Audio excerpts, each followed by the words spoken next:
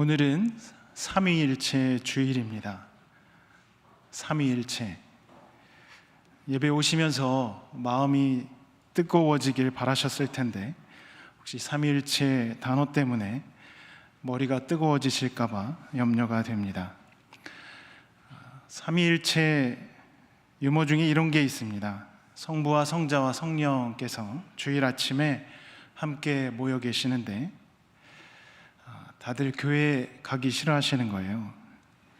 서로 눈치를 보면서 누가 갈까 이렇게 미루고 있는데 아무도 가려고 하지 않자 성부께서 이렇게 말씀하십니다. 가위바위보로 합시다. 삼위일체면 이럴 때 편할 것 같습니다. 어디 가기 싫을 때 대신 보내드리면 되니까요. 아쉽게도 삼위일체인 인간은 없습니다. 교회 빠지지 말고 잘 오셔야 합니다. 예전에 삼위일체에 대해서 이런 설명이 있었습니다. 집에서는 아빠고 회사에서는 직원이고 교회에서는 집사인 것처럼 삼위일체를 이해하면 된다, 이런 설명이 있었습니다. 쉽고 그럴듯한데 이 설명은 잘못된 겁니다. 왜 잘못된 거냐면 예수님이 이제 승천하시는데 그리고 성령을 보내신다고 하셨죠. 네, 그러면 올라가시다 말고 성령님으로 옷만 바꿔 입고 다시 내려오셔야 됩니다. 그래서 그 설명은 삼위일체를 헷갈리게 만듭니다. 아주 쉽게 설명하려고 하라면 뿌리, 줄기, 가지, 이 세 개가 나무를 형성하는 것을 생각하시면 될 것 같아요.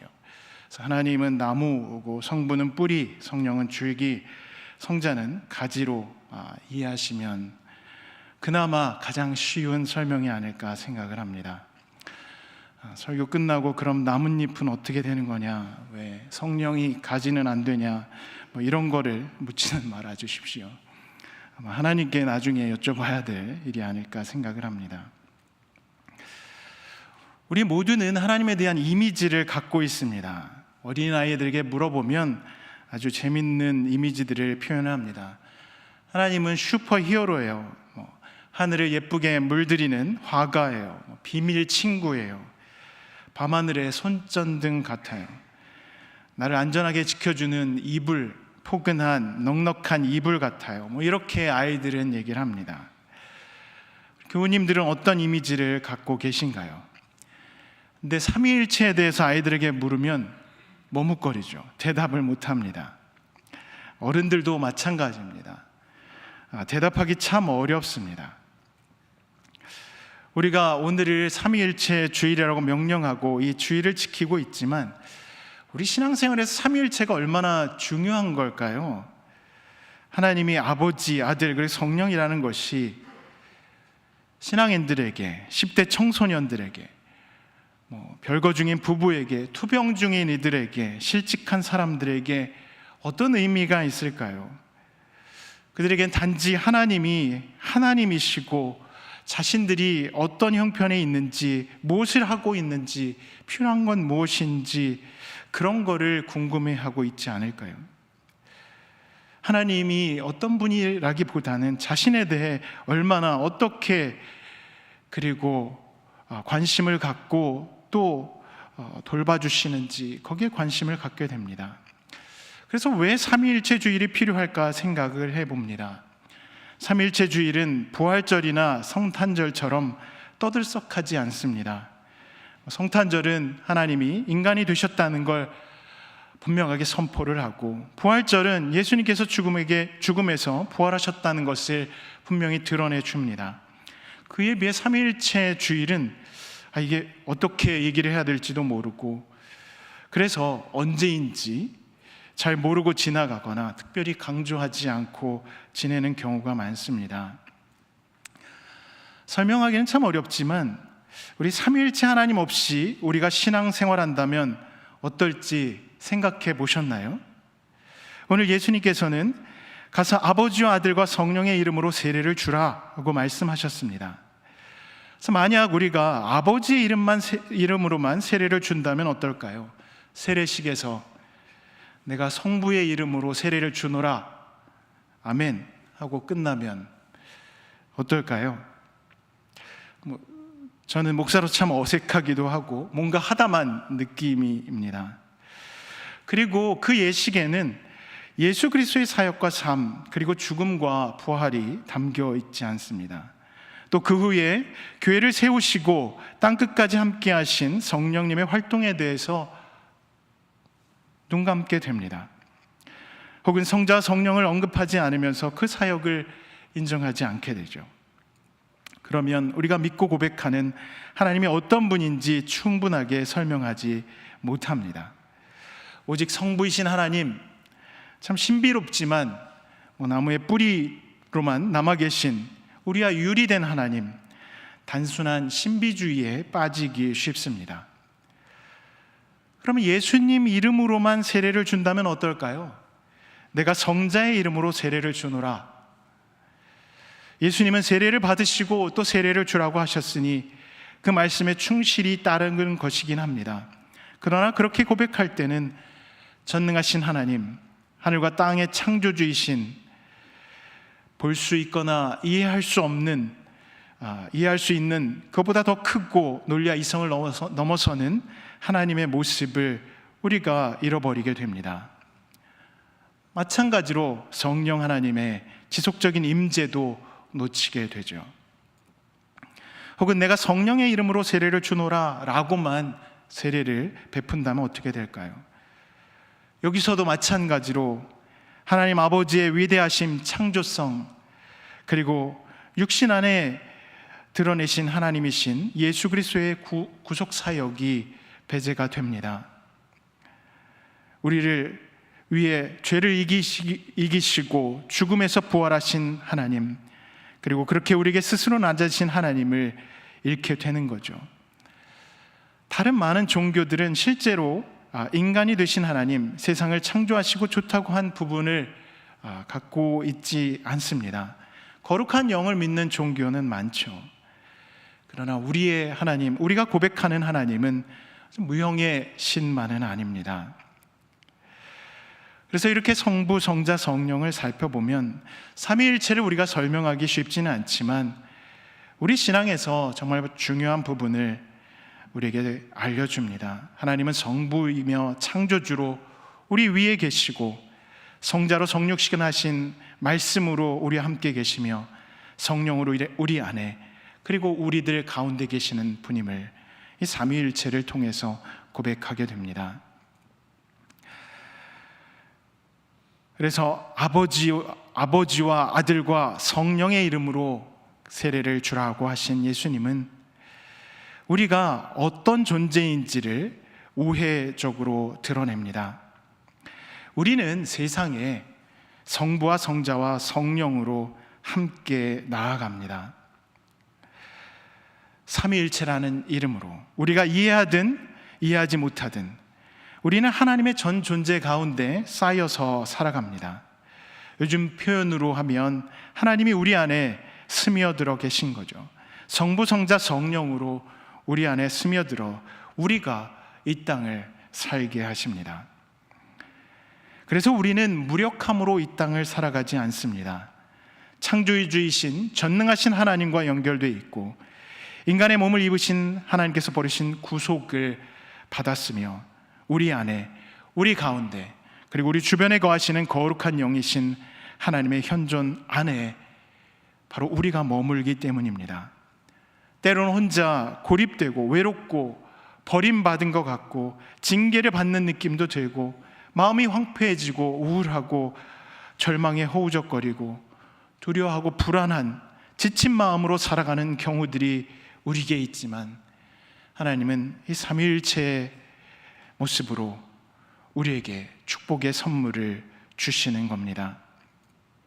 그래서 삼위일체, 우리가 인지적으로는 이해하기 어려운 개념이지만 우리를 전방위적으로 보호하시고 시간을 꿰뚫어 사랑하시며 언제 어디서나 우리와 함께 계심을 드러내시는 사랑과 자비의 표현이라는 것을 알게 됩니다.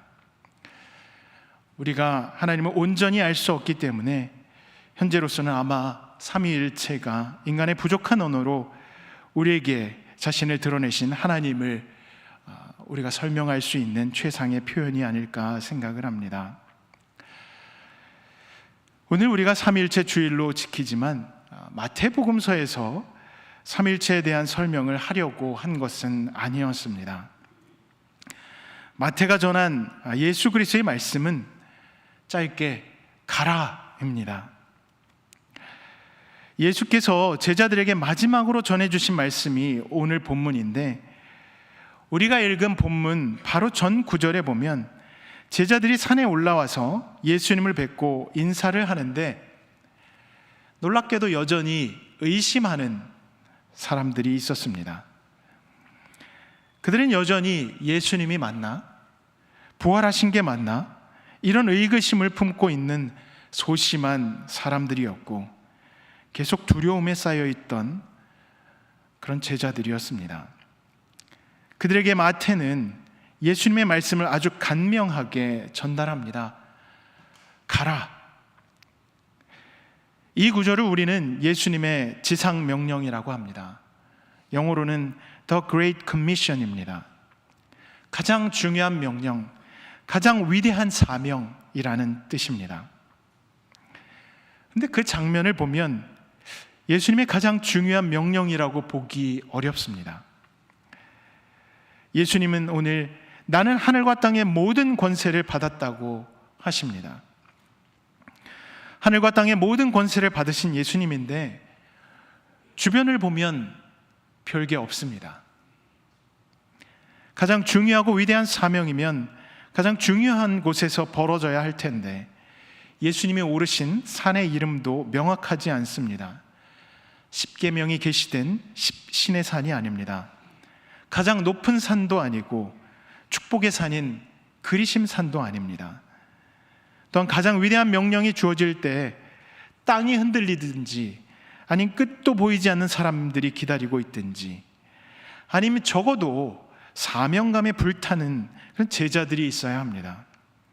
그런데 오늘 그 모든 권세를 받은 예수님은 이름도 없는 산에서 의심과 근심으로 그 자리를 올라온 제자들 앞에서 지상명령을 주고 계십니다. 그래서 우리는 예수님의 지상명령이 잘 준비된 사람들에게 주어진 것이 아님을 알게 됩니다. 혹은 특별한 의식, 기적과도 같은 예식을 통해서 주어진 것도 아닙니다. 예수님의 지상명령은 예수님을 따르는 이들에게 그들이 여전히 불투명한 신앙과 온전하지 못한 상태에 있더라도 그와 무관하게 예수님께서 주시는 아주 간결한 부름입니다. 그들에게 준비된 것이 아무 것이 없더라도 예수님은 하늘과 땅의 모든 권세로 그들에게 말씀하십니다. 그래서 예수님은 그러므로 너희는 가라고 말씀합니다. 그러므로는 예수님의 모든 권세를 일컫습니다. 우리의 능력 때문에 가는 것이 아닙니다. 예수님 때문에, 예수님의 이름으로 갑니다. 성부와 성자와 성령의 능력으로 우리는 이 가라는 말씀에 순종하며 걸어가는 겁니다. 오늘 말씀 직전에 부른 찬송가 생전에 우리 가는, 지금 우리 찬송가에는 없는 찬송입니다. 제가 미국 연합감리교에서 사역을 할 때 1년에 한 번씩 있었던 연회에서 불렀던 찬송입니다. 새로 찬송가를 개정하면서 이 찬송이 빠졌습니다. 그래서 저는 개인적으로 아쉬운 찬송곡입니다. 이 찬송을 연합감리교에서 연회에서 부른 이유는 이렇습니다. 감리교는 목사님들을 파송을 합니다. 그러면 그 목사님들이 흩어져서 사역을 합니다. 맡겨진 지역을 순회하며 말씀을 전하다가 1년에 한 번씩 함께 모여 사역의 현장 그리고 사역의 결과들을, 열매들을 나누며 하나님이 어떻게 사역하셨는지를 보고합니다. 당시 순회 설교자들의 사망률은 생각보다 높았다고 합니다. 복음을 전하다 병에 걸리기도 하고 말을 타다가 낙마해서 사망하기도 했습니다. 강도나 테러를 당하기도 했습니다. 그래서 당시 순회 설교자들은 연회에 모였을 때 지난해 만났던 동료 사역자들을 다시 볼 수 없는 경우가 많았습니다. 그래서 함께 예배할 수 있음을 감사하며 눈물로 그 연회에서 이 찬양을 불렀다고 합니다. 그 원문 가사를 보면 참 뭉클합니다. 오늘 우리가 갖고 있는 가사와 조금 다른데 제가 한글로 번역해드리면, 아직 우리가 살아서 서로의 얼굴을 보고 있지 않습니까? 그의 구원의 은혜를 생각하며 영광과 찬양을 예수님께 드립시다. 우리가 당한 어려움과 우리가 각 겪은 갈등이 참 많았습니다. 지난번 연회 이후로 밖으로는 영적 싸움을, 안으로는 두려움이 있었습니다. 그러나 이 모든 것에도 불구하고 주님은 그의 사랑으로 우리를 인도해 주셨습니다. 그리고 여전히 우리에게 도움을 주시며 우리 생명을 보호하셨습니다. 이제 그의 구원하시는 능력을 자랑스럽게 드러냅시다. 우리가 더 이상 죄를 짓지 않을 때까지 우리를 끝까지 구원하신 그 능력을 드러냅시다. 이게 이 찬송가의 원문 가사입니다. 하나님의 말씀을 들고 낯선 곳으로 떠났던 순회 전도자들도 오늘 제자들처럼 두려움과 염려, 걱정 등이 많았습니다. 그러나 그 연약함에도 불구하고 그들은 모두 예수께서 부탁하신 일, 그러므로 가라, 이 말씀을 충실하게 따랐습니다. 그리고 기독교의 역사는 모두 이 가라는 말씀을 따르는 응답과 순종의 역사였습니다. 아브라함이 그랬습니다. 본토 친척 아비집을 떠나 하나님께서 가라고 하신 땅으로 두렵지만 갔습니다. 모세도 그렇습니다. 이집트에서 가나안으로 그 광야길을 헤쳐나가며 말씀하신 대로 갔습니다. 예수님도 그렇습니다. 제자들도 그랬습니다. 준비돼서 떠난 것은 아니었습니다. 예수님의 말씀대로 예루살렘과 사마리아와 땅끝까지 그들은 모두 가라는 말씀에 순종했습니다. 가라고 하신 주님은 가서 모든 민족으로 제자를 삼으라고 하십니다. 이 민족은 우리가 지금 생각하고 있는 민족과는 다릅니다. 단순하게 말하면 우리와 다른 사람들을 말합니다. 당시의 이방인들, 외국인들, 다시 말해서 유대인이 아닌 사람들을 말합니다. 그들을 제자로 삼으라고 합니다. 지금 우리에게는 기독교인이 아닌 사람들입니다. 익숙하고 편한 그런 사람들이 아니라 그 안에서만 머물지 말고 그것을 넘어서 가라는 우리에게 도전이 되는 말씀입니다. 우리에게만 그런 것이 아니라 신앙의 역사에서 늘 이 가라는 말씀은 도전이었습니다. 아브라함에게 하나님은 이 땅의 모든 민족이 하나님의 자녀가 될 것이고 이방인들도 하나님 앞에서 경배하게 될 것이라고 창세기에서 약속을 했습니다. 그때 아브라함은 반신반의했을 겁니다. 그 모습이 오늘 제자들의 의심하고 근심하는 모습에서 보입니다. 분명한 것은 바로 이것이 우리 신앙 여정의 역설이기도 하고 핵심이라는 겁니다. 모든 민족으로 제자를 삼는 일, 일견 불가능해 보이고 두렵고 어려운 일입니다. 그리고 실상 이 일은 우리가 할 수 있는 것이 아닙니다. 모든 권위는 제자들에게 있지 않았습니다. 교회들에게 있지도 않습니다. 목회자들에게 있는 것도 아닙니다. 권위는 오직 예수 그리스도께 있었습니다. 그래서 주님께서 우리에게 맡기신 일, 우리가 맡기신 일은 우리가 하는 것이 아니라 성부, 성자, 성령께서 하시는 일입니다. 우리가 인정하고 맡겨야 할 부분은 바로 내가 아니라 성부, 성자, 성령 하나님께서 이 모든 일을 이루신다는 것입니다. 거기서 우리가 맡은 부분은 아주 짧은 예수 그리스도의 말씀, 가는 것입니다. 내 힘과 능력으로 가는 것이 아니라 삼위일체 하나님의 능력과 권위로 가야 합니다. 우리가 가야 할 곳, 우리가 세례를 줘야 할 사람들, 예수님의 제자가 되게 할 사람들이 있는 곳, 바로 그곳이 우리가 가야 할 곳입니다. 만약 우리가 가진 것으로 제자를 만들려고 하면 우리는 우리의 제자를 만들게 될 겁니다. 예수님은 성부와 성자와 성령의 이름으로 세례를 주라고 하십니다. 내 이름, 내 능력, 내 교회의 이름으로 세례를 주라고 하시지 않습니다. 삼위일체 하나님의 이름으로 세례를 주라고 하십니다. 그러기 위해서 우리가 해야 될 것은 익숙하지 않은 곳으로 가야 하는 겁니다. 철학자 임마누엘 칸트가 삼위일체에 대해서 얘기한 것이 있습니다. 삼위일체론을 얘기하면서 실천적인 삶을, 우리가 이 삼위일체에서는 어떤 것도 얻을 수 없다, 이렇게 얘기를 했습니다. 실제로는 그렇지 않습니다. 삼위일체는 우리가 가야 할 방향을 예수님을 통해 분명하게 보여줍니다. 성부, 성자, 성령의 교제는 그 안에서만 머물지 않고 인간을 위해 자기를 낮추신 예수님의 분명한 자기 비움의 여정을 품고 있습니다. 인간이 되셔서 인간과 함께 하시고 우리를 구원하기 위해서 그 모든 일을 감당하신 예수님의 사역은 안전한 곳을 떠나 가시와 같은 인간들과 함께 하신 모험이었습니다. 다시 말해 하나님께서는 천상의 사귐에만 머물지 않고 우리에게 오셨기 때문에 우리가 구원을 누릴 수 있습니다. 그것이 삼위일체 안에 담겨 있습니다. 우리 신앙은 바로 이 삼위일체의 사귐에 있습니다. 자기를 비워 그리스도를 따를 때 우리가 그리스도를 만나 구원이 가능합니다.